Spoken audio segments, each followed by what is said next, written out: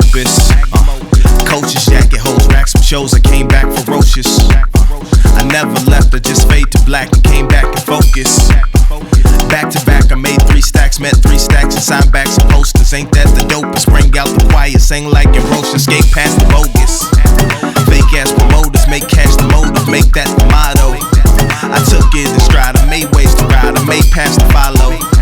The game came in time, the night came alive, and we came inside. The beat raised the vibe, the dark came to light, the dark came to light. To the light. Even if it's night, baby, baby. Lead you to the light. Lead you to the light. Anywhere you like, baby, baby. I know you wanna shine. I know you wanna shine. I know you wanna shine. I know you wanna shine. I know you wanna shine.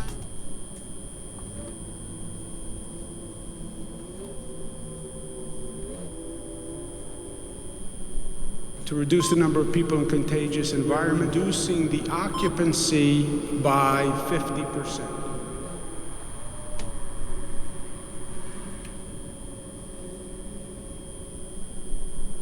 Those new rules will go into effect 5 o'clock on Friday.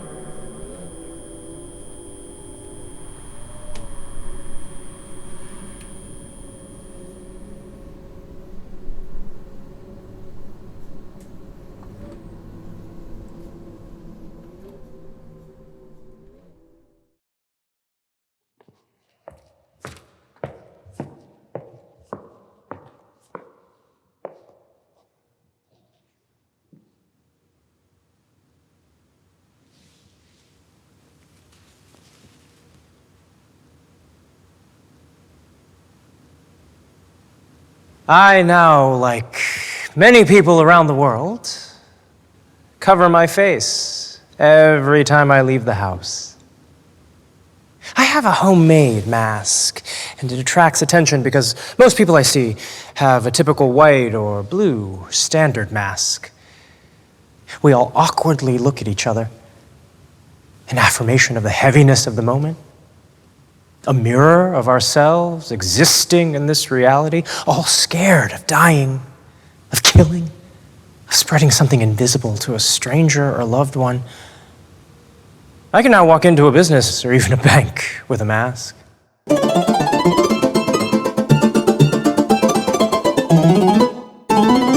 Will we be turned into superheroes or villains?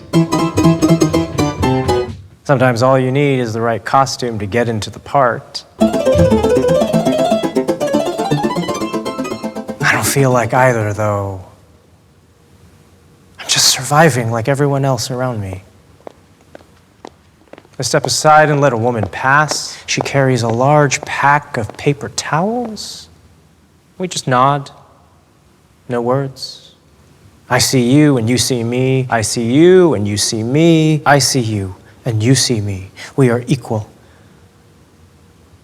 And you have a lot of bounty, ma'am.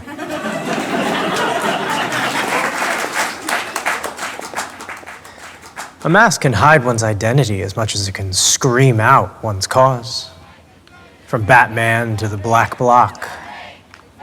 Masks are meant to conceal one's identity for protection while visually presenting a type of embodied threat. The Zapatistas also famously used it as a way of getting attention, of empowerment and solidarity. Their cause was an organized struggle of resistance against government oppression and was successful because they created a world within a world, a type of mini-utopia alternative or good government. Our masses are masked up for practical reasons, and yet I feel a solidarity in our viral resistance. Our masks may muffle our voices, yet they themselves are screaming with sadness for the sick and dying among us, and rage against our own failing government. How long will this last? Everyone asks. And when will we get back to normal. normal. Normal. Normal. Normal. Normal. Normal.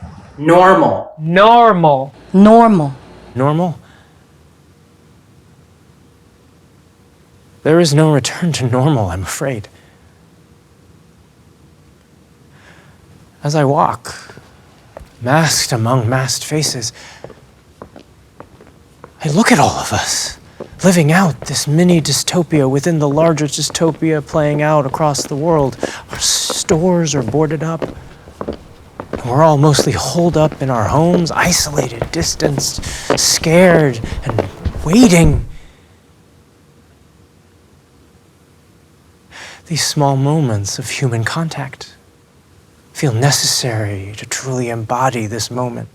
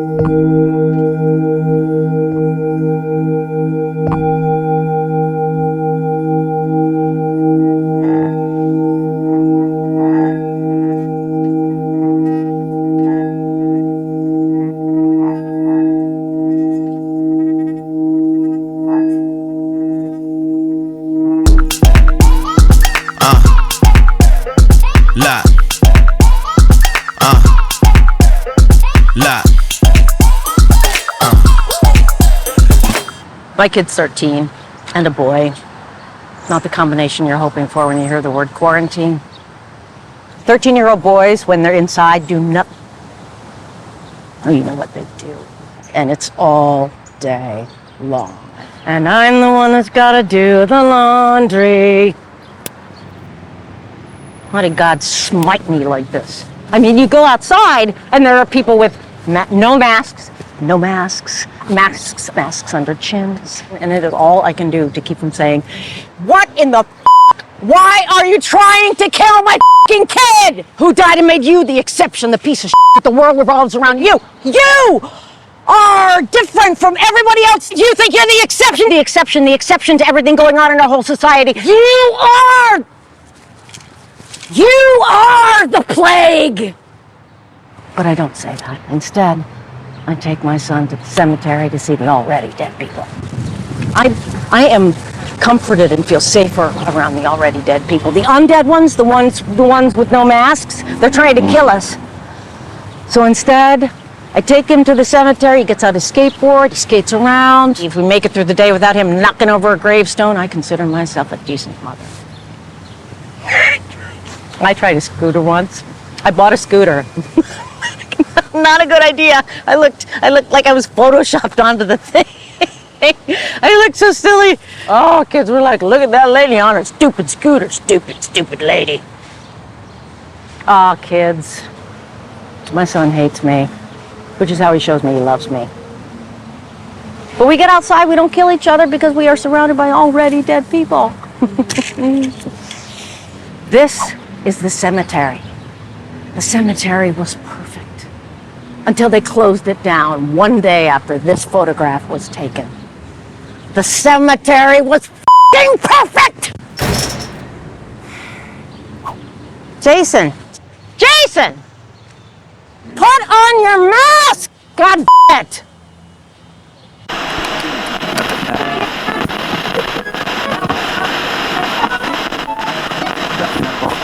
You think you see me, but you don't see me. I'm in different worlds.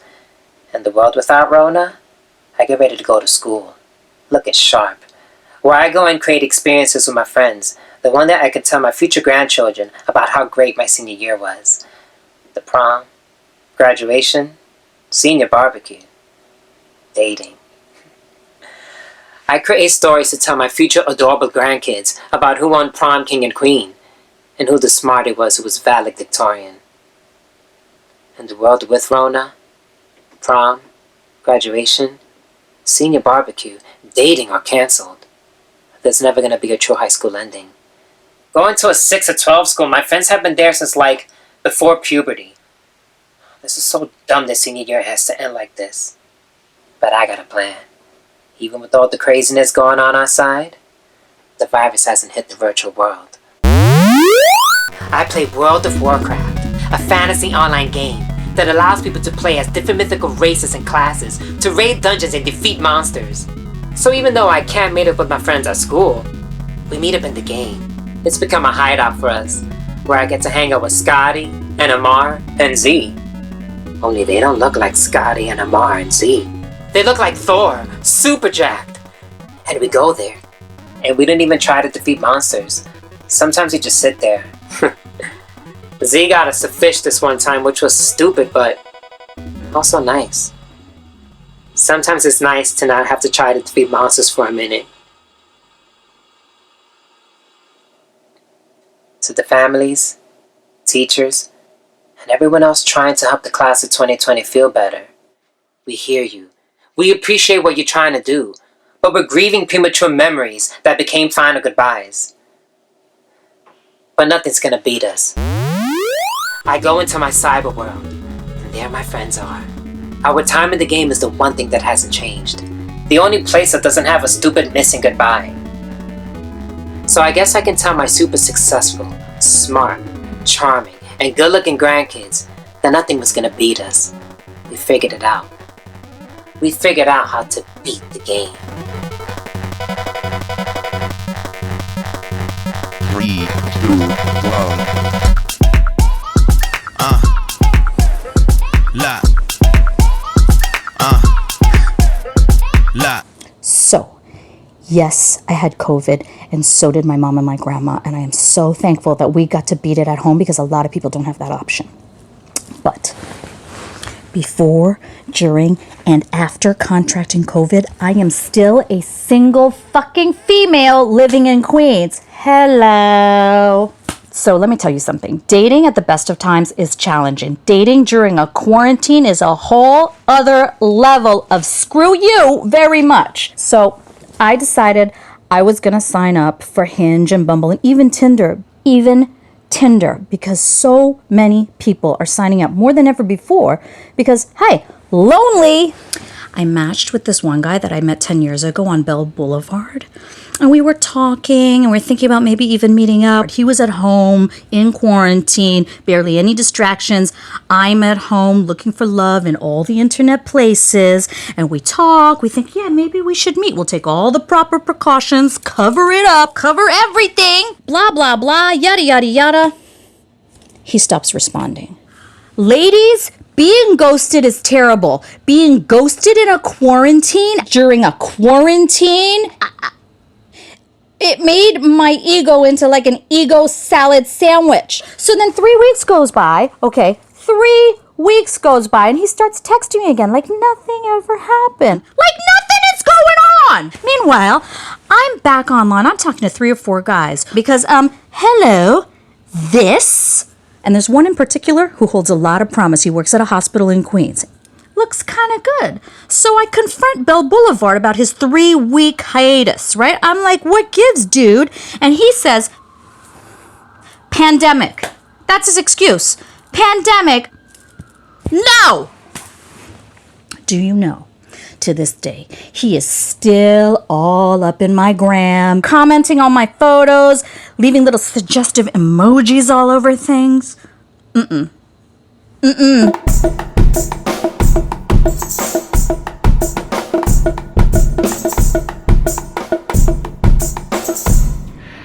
I am a US-born, first-generation Jewish Iranian American. During this time of the pandemic, I have not been able to see my parents who live close by in Rockland County. And I have felt a layered sense of grief around this as I love them very much. And as they're the holders of our cultural connection to Iran and our traditions. The Passover holiday is a significant holiday for us. When the shelter-in-place order was given in March, I knew it was not likely that my family would gather for Passover. In my husband's last trip to the grocery store around that time, I asked him to purchase cilantro, parsley, and dill, and I was relieved when he arrived home with all 3 herbs, and I committed to using them to prepare sabzi. Sabzi translates in Farsi to greens, and it is the foundation of so many of our traditional dishes, including my mother's rice called bagali polo. I remember as a small girl watching my mother prepare sabzi on Friday mornings. She would rinse all of the herbs, and we would pinch them and eat them raw as a treat before she went on to cook them for our rice. My mother had actually tried to teach me to prepare Iranian food since I was a young girl, but I resisted. I argued that if my brothers did not need to learn, then neither did I. And for some time, this small act of resistance made me feel proud. But as an adult, and now as a mother, I have such deep regret and even shame for not knowing how to prepare food from my culture. So, on March 18th, 2020, I resolved to prepare sabzi. I enlisted the help of my young son, who was a week away from turning 4 years old.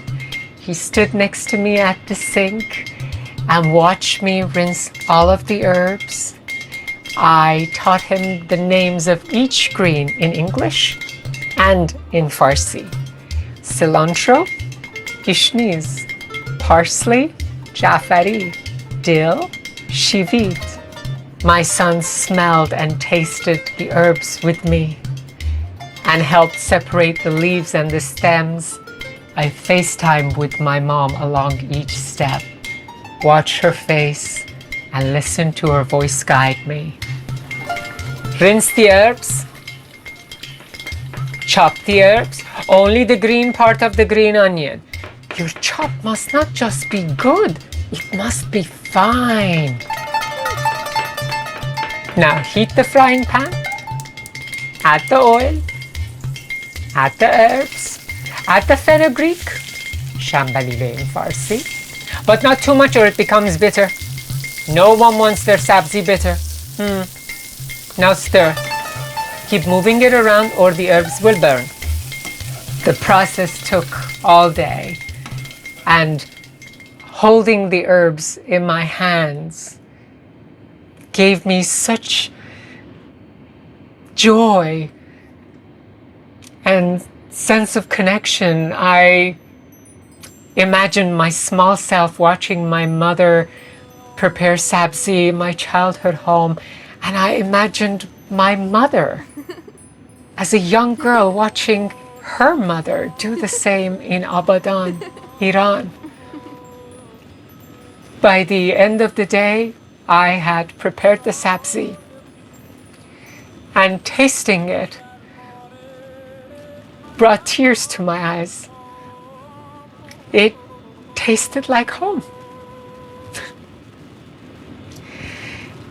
So I froze what I had prepared and kept it for the Passover holiday. On April 8th, I took the next step and created a version, my version, of my mother's rice.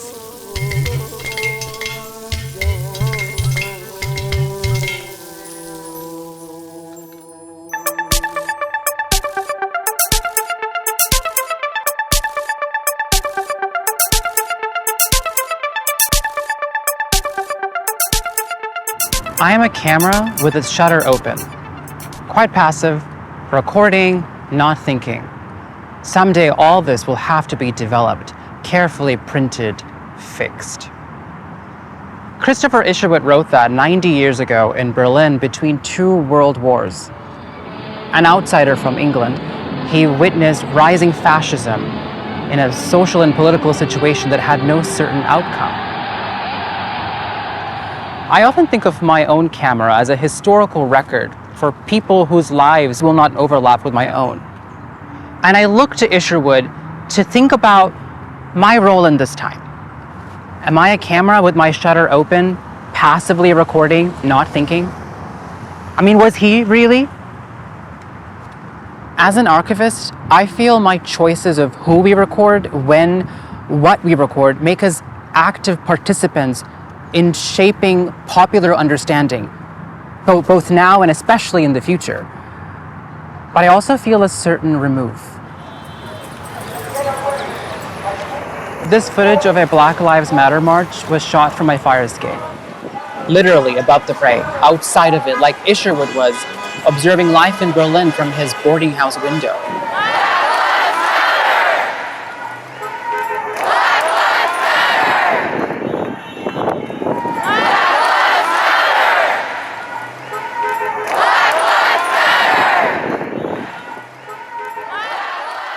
And what is the role of someone who documents but does not march? Is that valuable? Is that valid? And by choosing to make this my contribution to this moment, am I shaping future perspectives too much? Because everything we say and do has real consequences in this moment. Because we too are a country on the precipice of transformative change and uncertain outcomes. So I will continue to do my best to rise to this moment, thinking of our shared future and contributing my own imperfect record of being alive in this time and place.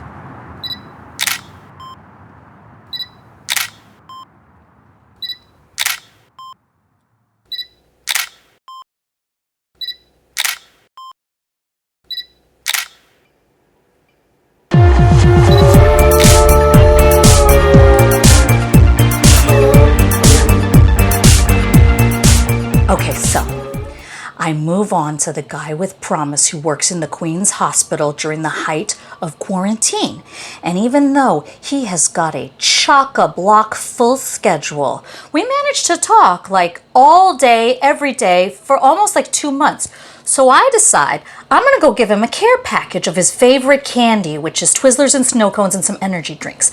I get to the hospital, right? And he says, "This is the kindest thing anyone has ever done for me. You are a keeper." That was the last time I ever saw him. He disappears for 2 days. I'm calling him 3-4 times a day because I want to know if he's like died from COVID. Hello? Finally, he gets back to me and he's like, "Look, I had this emotional talk with my ex and I need to call somebody else who's a trusted source to get some advice on this." That was 3 months ago.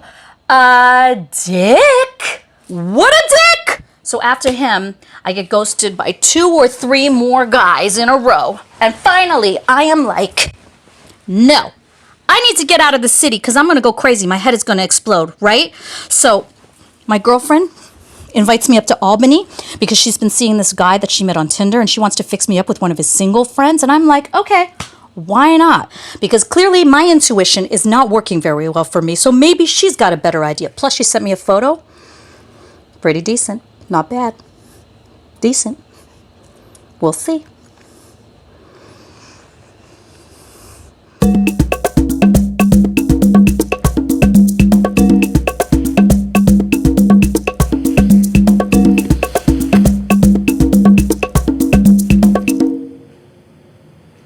A life less ordinary, aka life in Queens in the time of the Rona.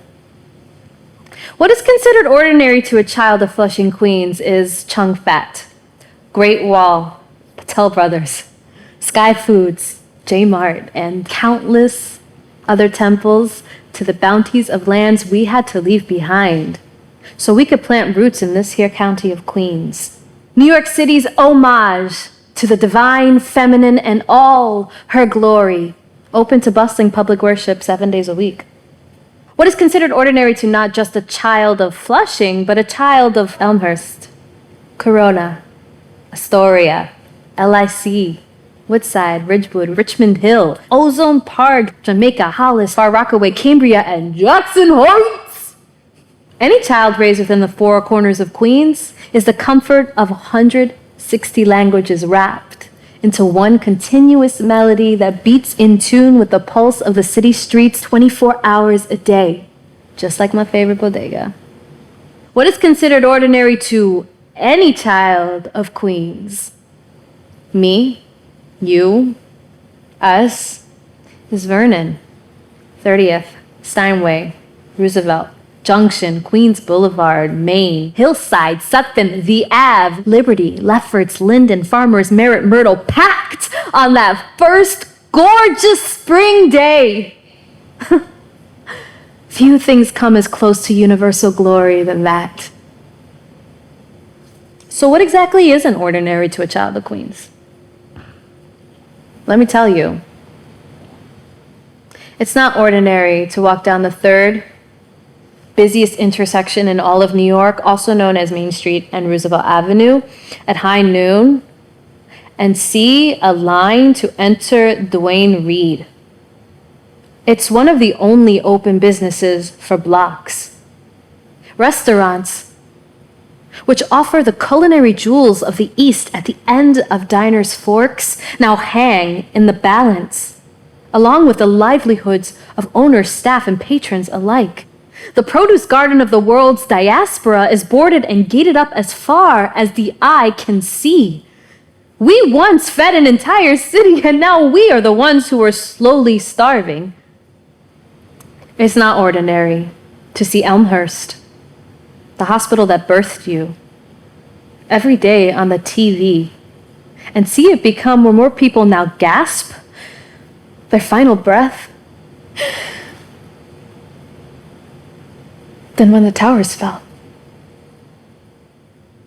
Why did those in power allow neighborhoods so full of people, full of Latinxes, full of Asians, full of Africans, full of West Indians, full of African Americans, full of indigeneity from across the globe, so full of life not so long ago?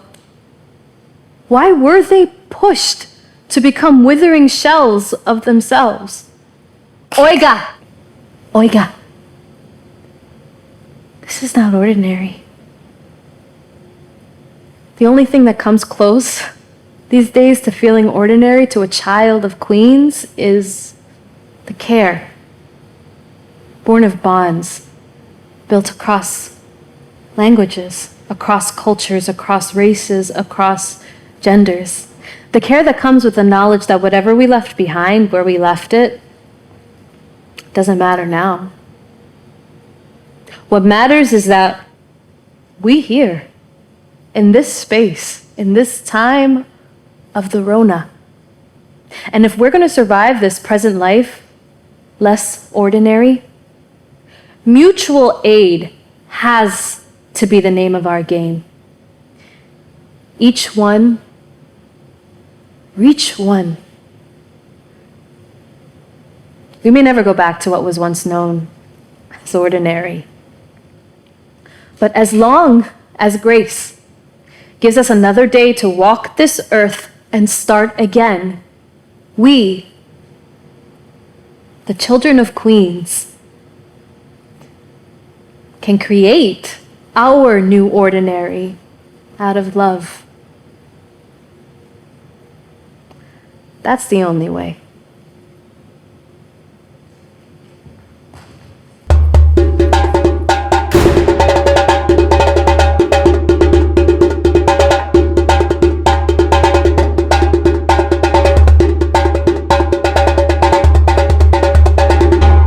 March 11th, 2020 was the last day of what I knew as normal.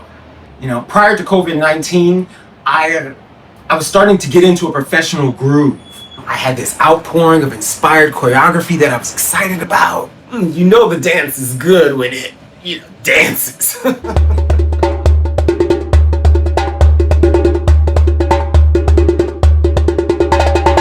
When it dances. But I had just ended a 6-month relationship with my boyfriend, Freddie. And the breakup sent my head spinning. And in a 1-2 punch, Miss COVID showed up, and before the shit hit the fan, my roommate snatched me away, and suddenly I'm in Cape Cod. What we thought was going to be a 5-day escape turned into a 2-month getaway. There wasn't much to do on Cape Cod because we're in the middle of both winter and a worldwide pandemic. The only thing there was to do was think. And I immediately started to question the meaning of everything that I was doing.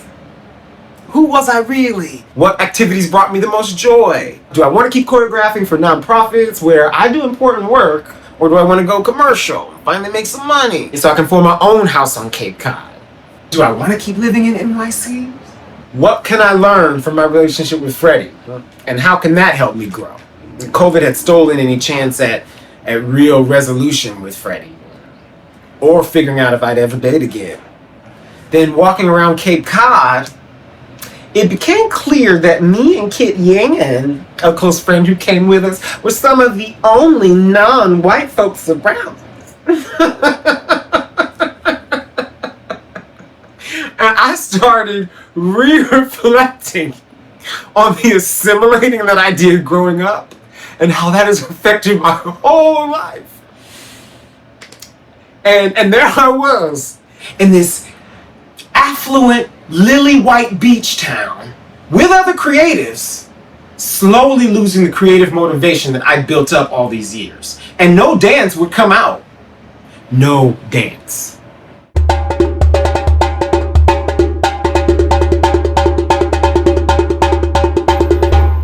In the midst of these realizations, the Black Lives Matter movement started to take off in NYC, and even though I knew that it was important for my health to stay out of the city, I knew I had to come back and be a part of this civil rights movement. So at the end of April, I came back to New York City.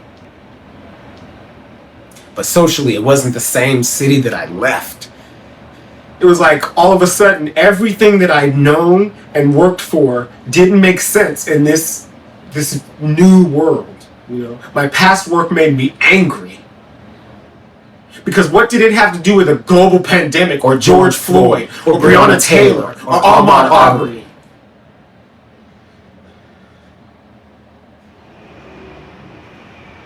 It's been 5 months and I don't have any solid answers to any of my questions. And I feel a bit lost. And I'm usually the one with the plan, or at least who has it all together from the outside. But I don't. And I'm okay with that. The world doesn't have it together right now.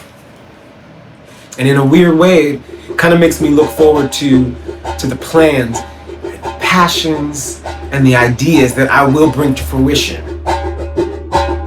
once my spark starts to flame again.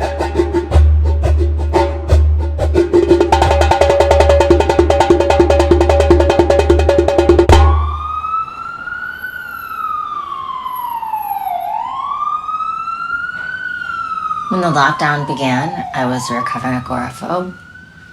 I was looking forward to going outside. I was doing volunteer work in Queens. I was starting to explore the city. But now my reality is once again the size, more or less, of my apartment. I live alone. I live with mental illness. I live with solitude and ghosts. Am I disassociating? Here and there, missing chunks of time all over the place. I think I am.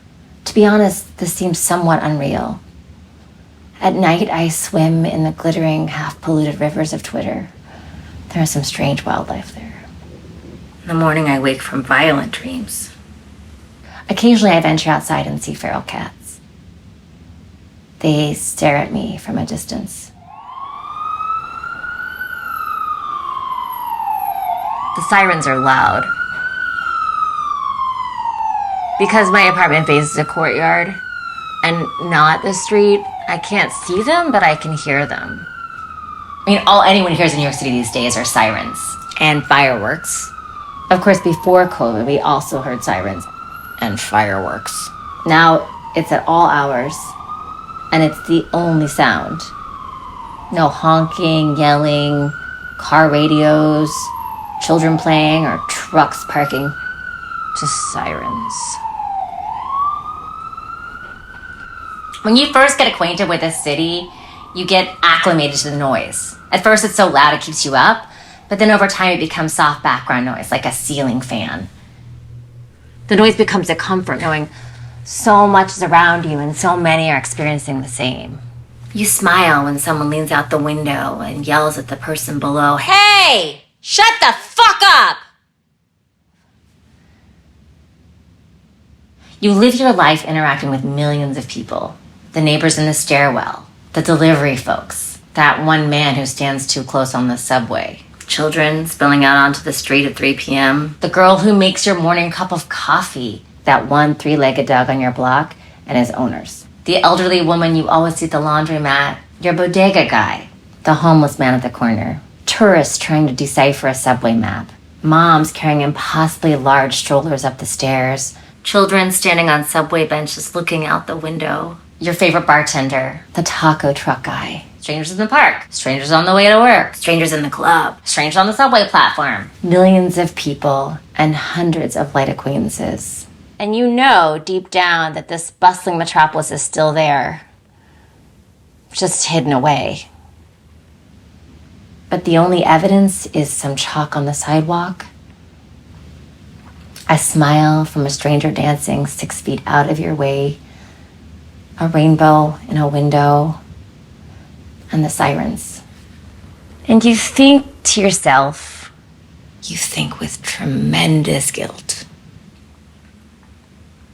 this is nice. What if I actually like living like this? Not having to interact with anyone, not having to smile, not having to fake being human. What if this is what I've actually dreamed of? Is today the day before tomorrow, or is it the day after yesterday? Whichever day it is, I am here. I have shown up.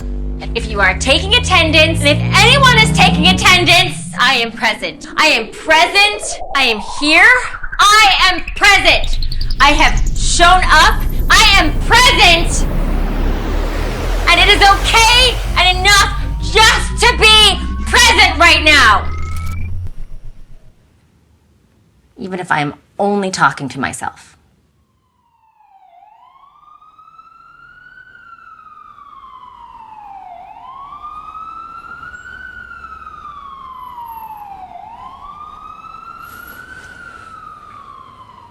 Okay.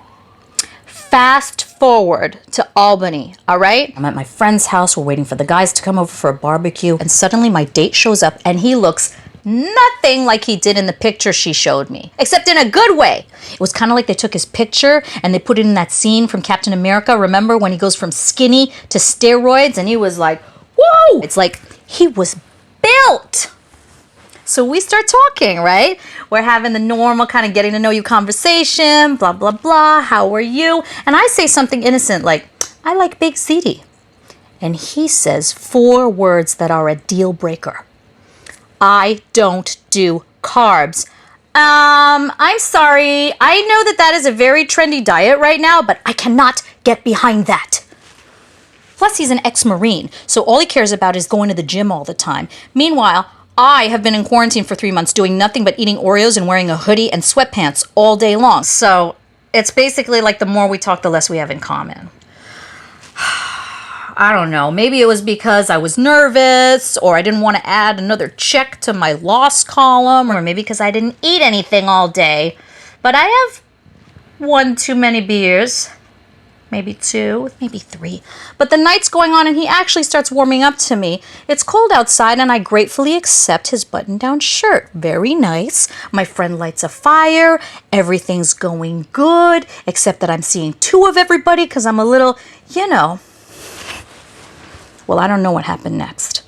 But what I am told is that I was being flirtatious and I pushed him like a flirty little push, except you gotta remember, this guy is like an impenetrable force, an ex-Marine. So my little push pushes me backwards into the flames. There's flames all around me. My ass is on fire. I'm in shock. Too many beers, so I can't get out. My Marine, he jumps in and saves me, and he pulls me out, and there I am on the ground. I've got 1st and 2nd degree burns on my forearm, I got some on my left hand and on my right butt cheek. And then, my friend decides to call my mother on the FaceTime. So now my mother is chiming and telling me how to deal with the burns, which is enough already, but then she decides to change her rant and starts talking about how I haven't had sex in so long. Thanks a lot, Mom, because there's nothing more attractive to a guy than a girl with her ass on fire and her mother talking about her 7-year sexless itch.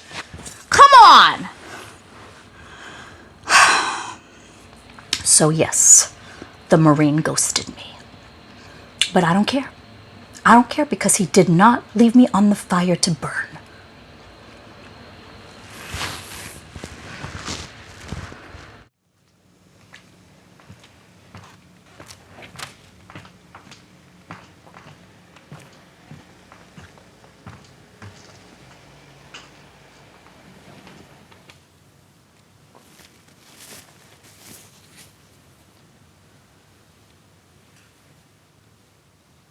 It started with a tension headache. I remember I woke up one morning thinking I must have slept in a funny way because my head felt heavy. I knew that a headache was coming, so I had high hopes that it would be gone by the afternoon. I continued my day. I think I even went into the city to pick up a few things, which I regret now. I got back to my apartment and my head was just, it had its own drummer going. And I remember feeling warm, and not the good fuzzy kind of warm, but the hellish fever kind. And that's when I had a hunch. I mean, I didn't want to believe it, much less utter a word of what I was thinking, so I just took cold medicine and I continued my day. I really don't remember much after that. I guess it was, when I went to the emergency room on day 6. And I know it's a large gap going from day 1 to day 6, but I truly don't remember much. I remember having a headache every single day, and I remember feeling very weak and, the fevers from hell. And I could barely move. And I kept asking, I said, please, can someone give me some ice? My head feels like it's going to explode. And I guess it was on day 6 in particular that I remember having this out-of-body experience where I saw myself, my body, walking into the kitchen, and I picked up a knife, or like a 6-inch blade, kitchen knife, or whatever. And I remember I made a cut in my head, and all I could think was that I just needed to do something to get rid of the pain, and I imagined, hallucinated that I cut the entire top of my head. Note, I'm not suicidal, but this is what 105 Fahrenheit fever can do to someone. So that's when I knew that I had to find a hospital and break some rules. I mean, I'm under 50, so I kept telling myself, be brave, you've got to get through this at home with no professional help, but I started hallucinating crazy things. And my head, it was excruciating. So went to the hospital, and I actually had 106 Fahrenheit fever, which, made my heart start to race, and it was beating so fast that they immediately took me to the back, for my heart for an EKG, and the nurse just told me, you need to calm down. You have to slow down your heart rate. I just said, what do you mean, nurse? I can't calm down. I feel like I'm going to die. And they took me to a room where I had no contact with anybody. And I just asked the nurse, I begged her. I said, please, can you give me something for the pain? So she came back with one of those, it was a long Q-tip, and they stuck it up my nose, and it made me shiver. And she gave me Tylenol. 30 minutes later, the doctor came in, and I pleaded with him to give me something because my head was just, it had a life of its own. And then 30 minutes after that, the world was spinning. And I just felt in so much pain. And so I made it through the night with the same fever and the same headache. And in the morning, they told me that I had pneumonia and that I had tested positive for coronavirus. Which then they immediately made me leave the hospital. As soon as possible so that I couldn't infect anybody. And my at-home care instructions were to take the antibiotics for my lungs and Tylenol for the headache. I had a new 104 Fahrenheit fever, same headache. And I remember being at home with a new 104 Fahrenheit fever, same headache, and I just remember thinking that perhaps I was going to be a part of the small percentage that coronavirus took as a casualty.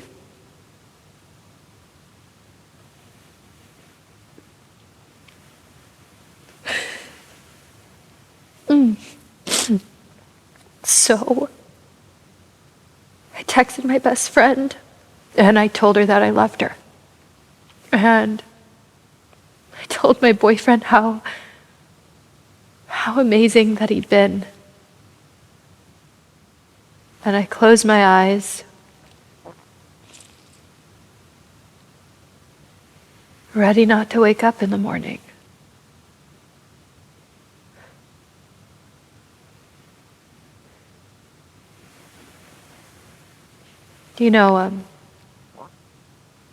I've had a lot of time to reflect. And I think what I'm most ashamed of is how much I've taken my health for granted.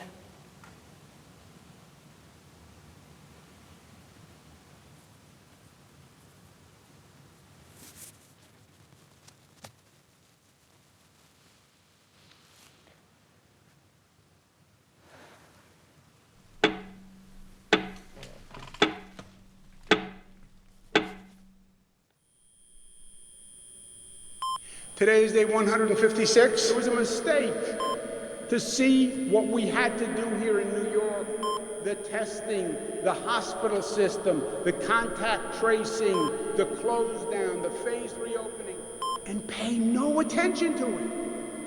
You had 6 months. Here in New York, we had 2 weeks. We were ambushed.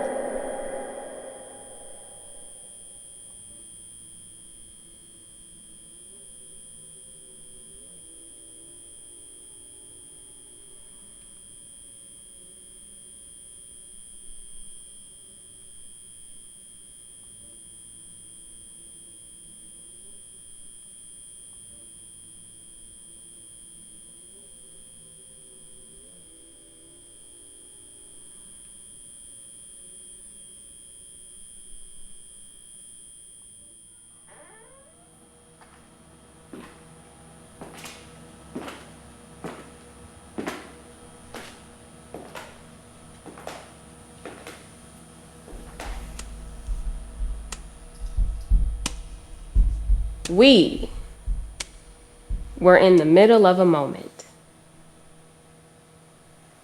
of magic,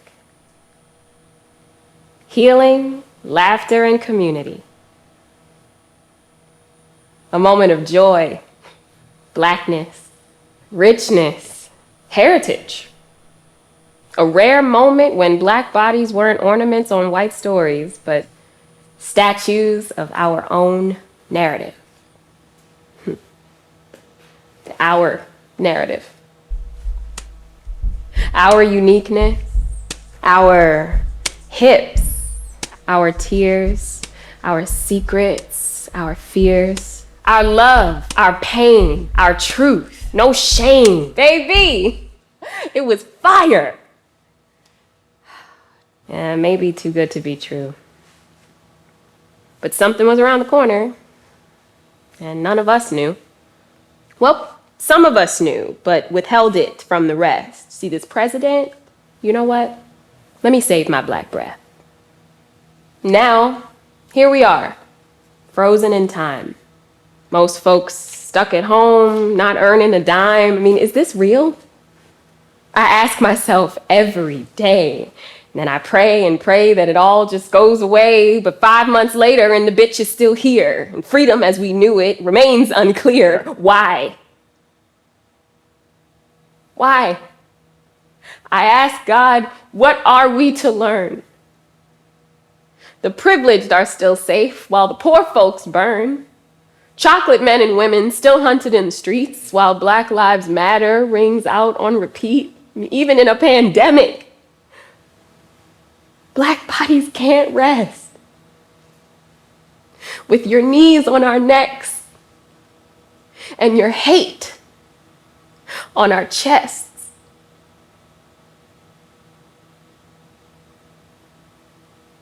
But still I rise, Dr. Angelou once said. So, I'll wear this blackness like the crown on my head. I will take up space. I will use my voice. You will hear my echo. No, you have no choice. So, listen. It's not like you ain't got the time. What is your excuse now? None come to mind? Well, maybe this all wasn't a mistake. But perhaps we were sleeping. Now the world's awake. When we return, will we have learned? When we return, will you have learned? Because we were in the middle of a moment of magic. And whether you saw it or not, I'll always have it.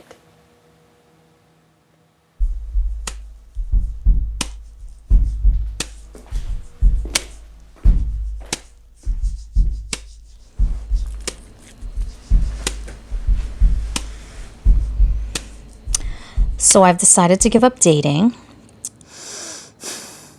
But I will always remember this time as the time that I got sick and the time I got ghosted so much I basically turned into Casper, and the time where I got my dating battle scar on my right butt cheek, which, depending on who you talk to, either looks like the United States or a cat or a hand pointing at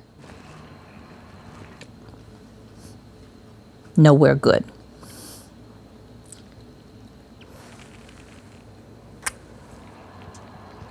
That's it.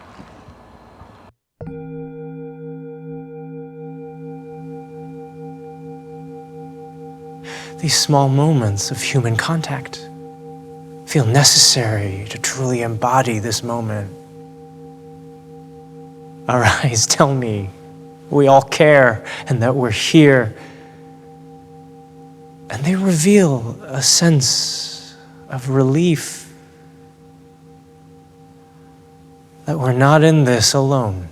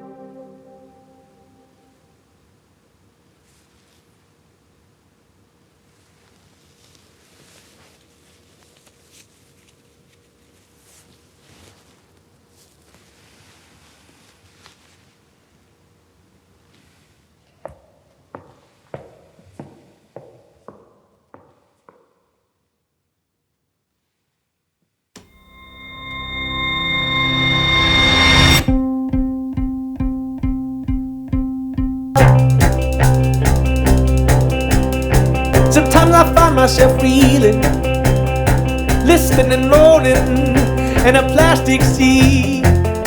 There's signs and signals bidding for attention from me. So turn on your city, oh, and I will turn on mine, and we'll hum and glow like something, somewhere, sometime. Yeah, I said if I wounded you, I'm sorry. I had good intentions, and if I wounded you, I'm sorry. It happens all the time. Yeah.